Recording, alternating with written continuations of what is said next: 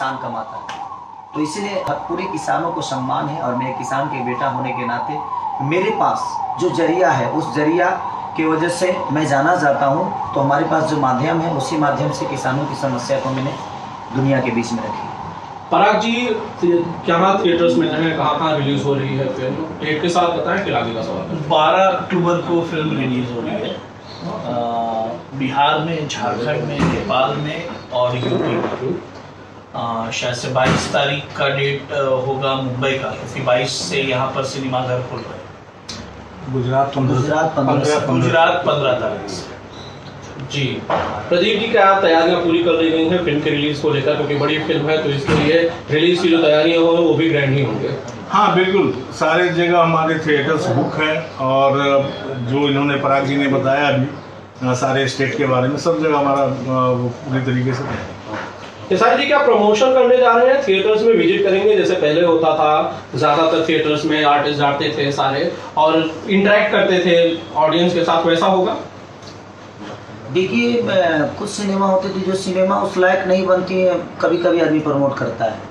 कुछ सिनेमा ऐसे बन जाते हैं कि हमारे बीच की समस्या होती है और कोविड को ध्यान देते हुए सबके अपने जीवन का बचाना है, तो कोविड के सरकार की भी हमें परमिशन बहुत कम मिल पाती है कि हम कहीं जा पाएँ, और हम जाते हैं तो भीड़ ज़्यादा होती है और वो संभाल नहीं पाता है आदमी। तो मैं देखता हूँ कितनी समस्या है, कितनी क्या चीज़ें हैं। अगर हमें परमिशन मिल जाता है तो मैं ज़रूर लोगों से मिलने की कोशिश करूँगा, क्योंकि मुझे भी अच्छा लगता है कि उनके बीच में जाकर मैं अपने दुखों को सुनाता हूँ, अपनी की हुई चीज़ों को बताता हूँ।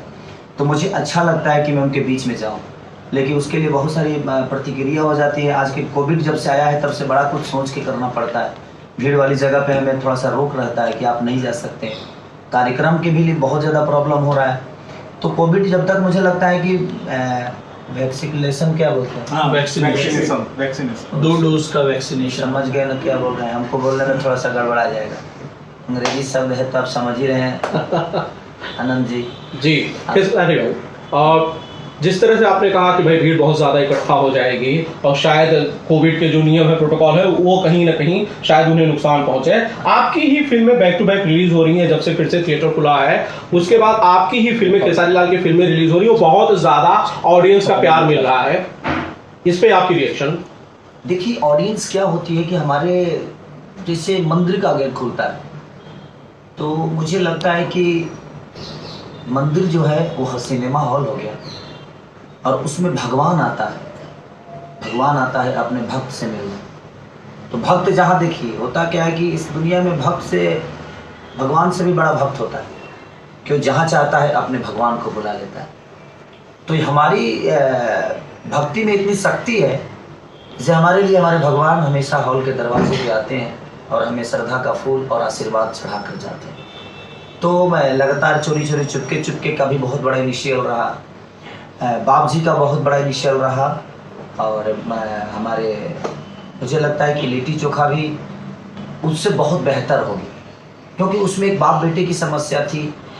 चोरी चुपके में एक बिगड़े लड़के की समस्या थी जी। हमारे घर की जो लंदन में रहते हैं उनको लगता है कि नहीं, बिगड़ बार ही बहुत कुछ है ये चीज़ें, तो उस समस्या से सुलझी हुई और उलझी हुई वो कहानी थी।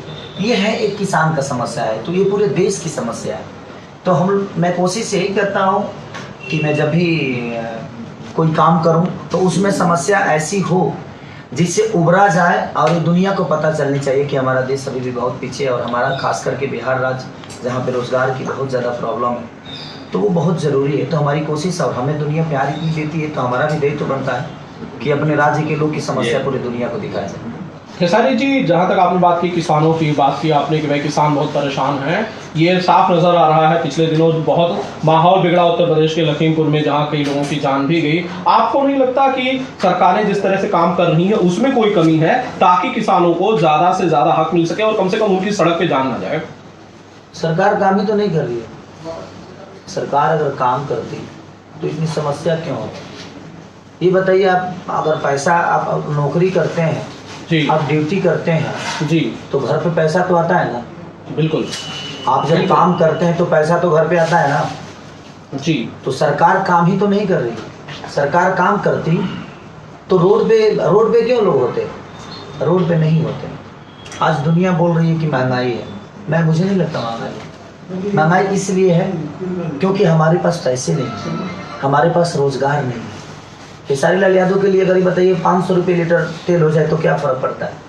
नहीं फ़र्क पड़ता, इसलिए कि खेसारी के पास पैसे हैं जी। जैसे वो 500 रुपये भी लीटर तेल खरीद के अपने जीवन को चला सकते हैं। तो महंगाई इसलिए ज़्यादा लगती है क्योंकि हमारे पास रोजगार नहीं है, हम बेकार हैं, हमारे पास पैसे नहीं है, हमारे पास वो व्यवस्था नहीं है।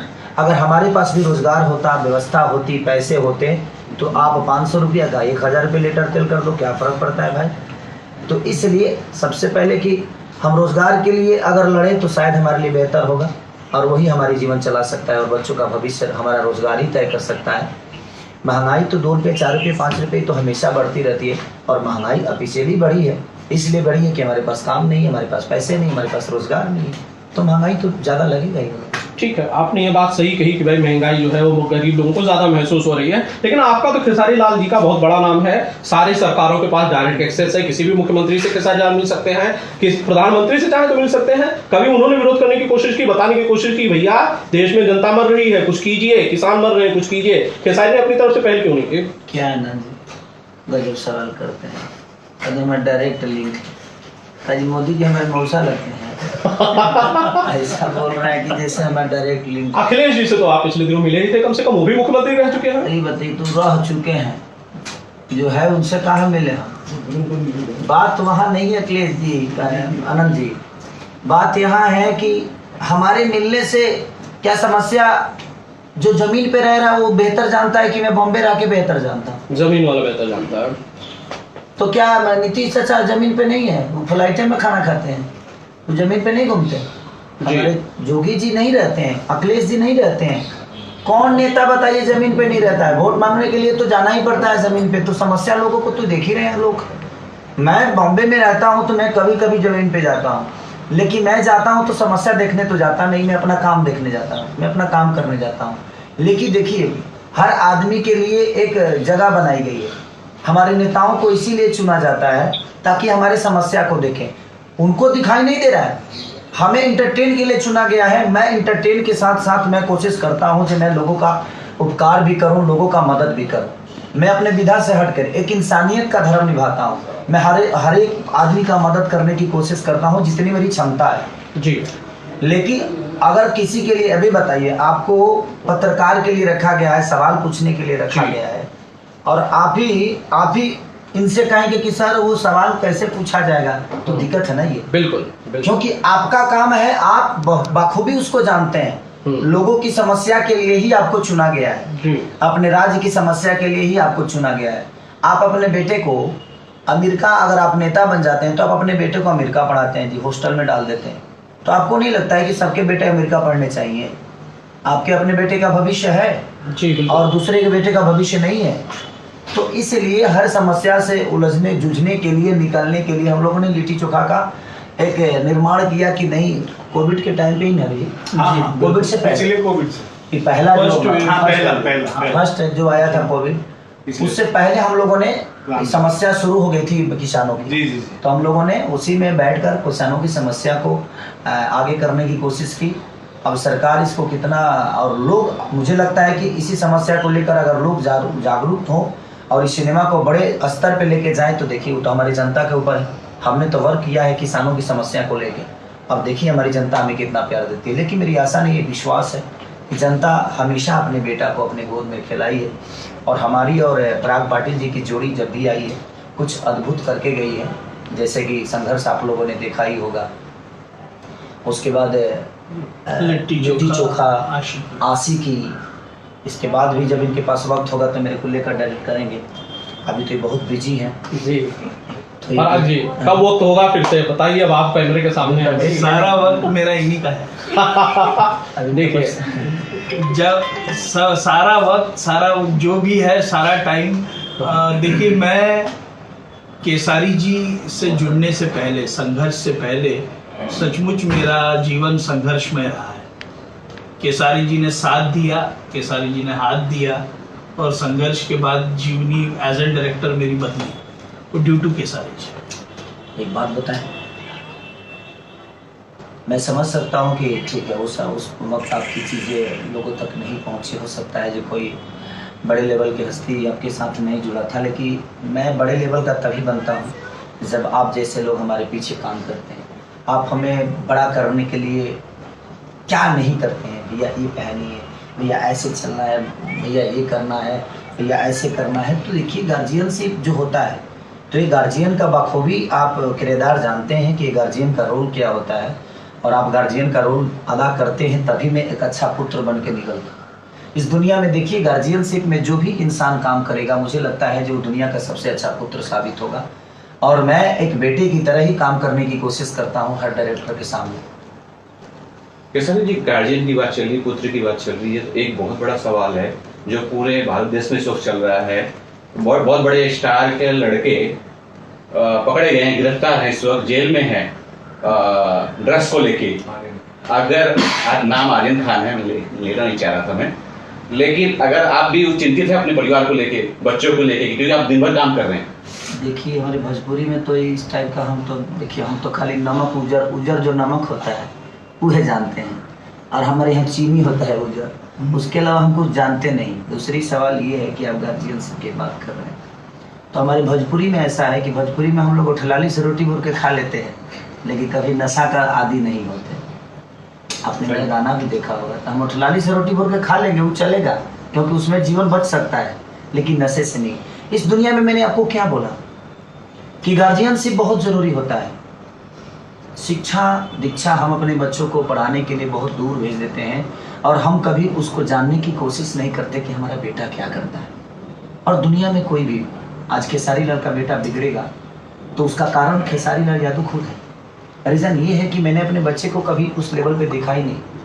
हम दुनिया के बच्चों को शिक्षा दे देते हैं, अपने बच्चों को शिक्षा नहीं दे पाते हैं, क्योंकि हमारे पास वक्त नहीं होता। हमारे पास वक्त नहीं होता है, हम लगातार शूटिंग करते हैं, लगातार हमारे बच्चे हमसे इतने कनेक्ट होते ही नहीं। अब जिनके बच्चे हैं वही इस बात को समझेंगे, जिनके बच्चे नहीं हैं उनको तो नहीं बता सकता। तो दुनिया में जितने भी, मैं सब गार्जियन से बोल रहा हूँ कि आप लोग बिल्कुल इस बात से अपने बच्चों को बिल्कुल दूर मत करिए। गार्जियनशिप में जब भी किसी का लड़का रहेगा, चाहे वो शाहरुख खान जी का हो, या सलमान खान जी का हो, या ऋतिक रोशन जी का हो, या अजय देवगन जी का हो, या किसी अदरवाइज खेसारी लाल यादव का हो, किसी का भी बेटा हो, हमें ये बात जानने की ज़रूरत है। हमारे यहाँ आज भी गांव में देखिएगा तो अब मुझे लगता है ड्रग्स के बारे में जब से ये चीज़ें चल रही है, तब से ये दुनिया हमारे यहाँ हो सकता है जो बिहार में लोग ड्रग्स का मतलब समझ गए होंगे, या ड्रग्स के बारे में जान गए होंगे।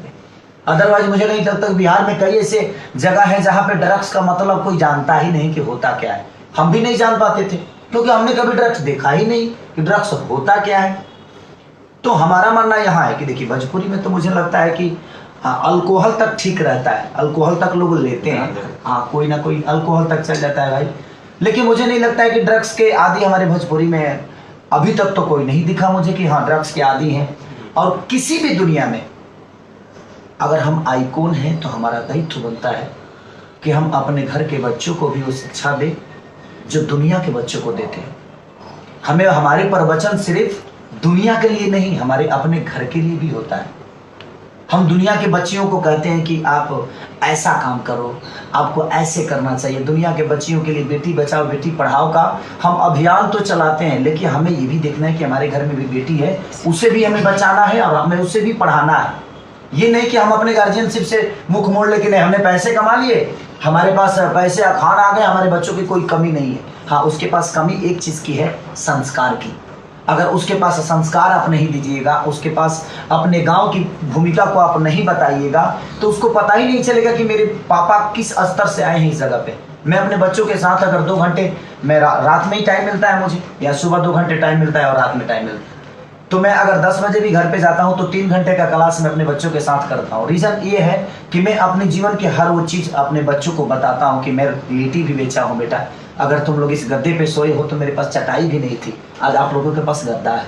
तो मेरी बेटी समझदार है, तो मेरी बेटी समझती है और वो रोने लगती है और वो बोलती है कि पापा हम कुछ ऐसा कभी नहीं करेंगे कि जिससे आपके नाम को कोई असर पड़े या आपसे जुड़े हुए लोगों को कोई हरास पहुँचे।